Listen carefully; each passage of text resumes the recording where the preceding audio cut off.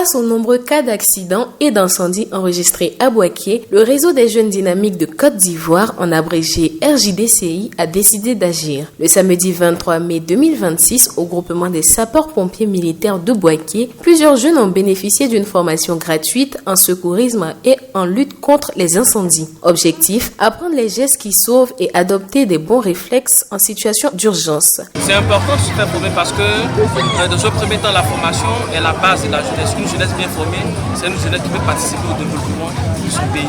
Et pour nous, se faire former dans le domaine de sécurisme et incendie, c'est sauver des vies. Moi, il y a d'autres formations que nous faisons, mais sécurisme parce que chaque fois, dans notre quotidien, il y a des sinistres, il y a des catastrophes dont on doit faire face, dont on doit éviter.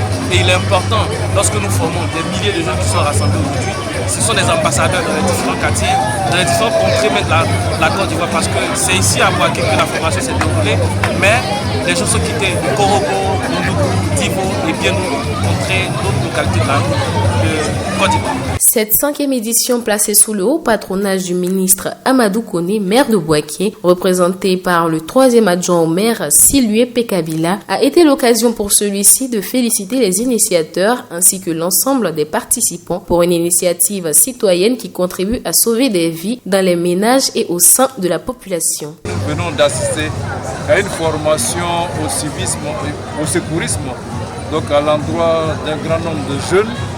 Et le maire Amadou Koné tient à féliciter cette initiative, tient à encourager cette initiative parce que c'est important que nos jeunes aient cette formation qui sauve des vies. Nous sortons, donc, comme je disais tantôt, de cette formation, mais demain on ne sait pas devant quelle situation est-ce qu'on peut se retrouver. Et cette formation d'aujourd'hui peut être salvatrice pour une vie, pour 2 vies, pour une famille et même pour un quartier tout entier.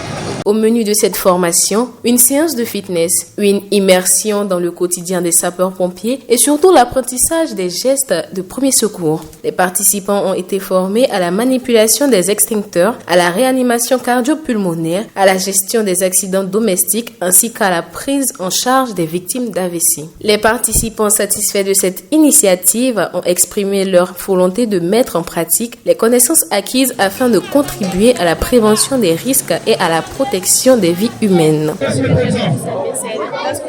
dois sauver une personne. Les médecins